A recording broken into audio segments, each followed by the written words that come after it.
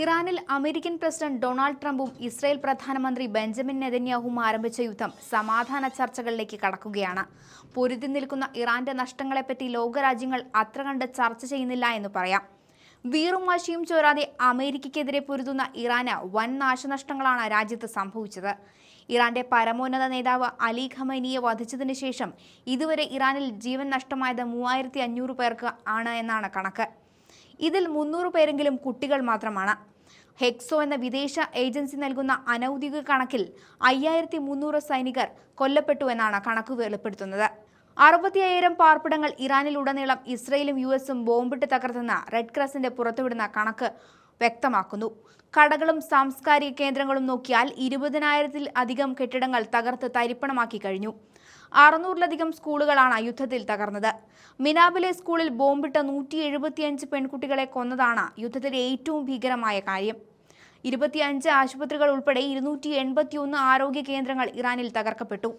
Steel ഫാക്ടറികളും വൈദ്യുതി ഉൽപാദന കേന്ദ്രങ്ങളും ഉൾപ്പെടെ 1600 വ്യവസായ സ്ഥാപനങ്ങളും യുദ്ധത്തിൽ തകർന്നിട്ടുണ്ട്.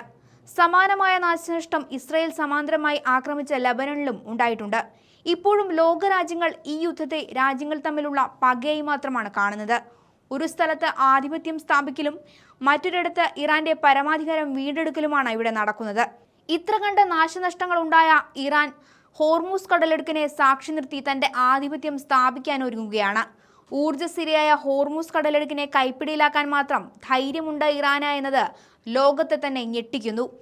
കടലിടുക്കിലൂടെ കടന്നുപോകുന്ന കപ്പലുകൾക്ക് ടോൾ ഏർപ്പെടുത്താനും അമേരിക്ക ഇസ്രായേൽ കപ്പലുകൾക്ക് നിരോധനം ഏർപ്പെടുത്താനുമുള്ള പുതിയ പദ്ധതിക്ക് ഇറാന്റെ പാർലമെന്റ് സുരക്ഷാ സമിതി അംഗീകാരം നൽകി കഴിഞ്ഞു.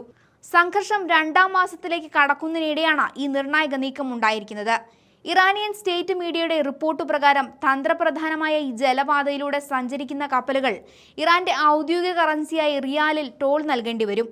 ഇറാനെതിരെ ഉപരോധം ഏർപ്പെടുത്തിയ മറ്റ് രാജ്യങ്ങൾക്കും ഈ നിയന്ത്രണം ബാധകമാണ്. എന്നാൽ ഇറാന്റെ നീക്കത്തിനെതിരെ കടുത്ത സൈനിക മുന്നറിയിപ്പുമായി അമേരിക്ക രംഗത്തെത്തുന്നുണ്ട്. ഹോർമൂസ് കടലിടുക്കിന്റെ നിയന്ത്രണം അമേരിക്ക തിരിച്ചുപിടിക്കുമെന്ന് ട്രഷറി സെക്രട്ടറി സ്കോട്ട് ബെസന്റ് വ്യക്തമാക്കുകയാണ്. അതേസമയം ഹോർമൂസ് കടലിടുക്ക് ഉടനടി തുറന്നില്ലെങ്കിൽ ഇറാന്റെ ഊർജ്ജ സ്രോതസ്സുകൾ ബോംബിട്ട് തകർക്കുമെന്ന് അമേരിക്കൻ പ്രസിഡന്റ് ഡൊണാൾഡ് ട്രംപ് ഭീഷണി മുഴക്കുന്നുണ്ട്. ഇറാന്റെ എണ്ണക്കിണറുകളും വൈദ്യുതി നിലയങ്ങളും ഖാർഗ് ഐലൻഡും പൂർണ്ണമായും നശിപ്പിക്കുമെന്നാണ് ട്രൂത്ത് സോഷ്യലിലൂടെ ട്രംപ് നൽകിയ വലിയ മുന്നറിയിപ്പ്. ഇതോടെ മേഖലയിൽ ഏത് നിമിഷവും ഒരു വലിയ ആക്രമണം ഉണ്ടായേക്കാമെന്ന ഭീതി ലോകരാജ്യങ്ങൾക്കുണ്ട്. നഷ്ടങ്ങളിൽ ദുർബലമാകാതെ ലോകത്തെ തന്നെ തകിടം മറിക്കുന്ന ഹോർമൂസ് പിടിച്ചടക്കിയ ഇറാനെ കടത്തിവെട്ടാൻ അമേരിക്ക നിരന്തരം പാടുപെടുകയാണെന്ന് പറയാം.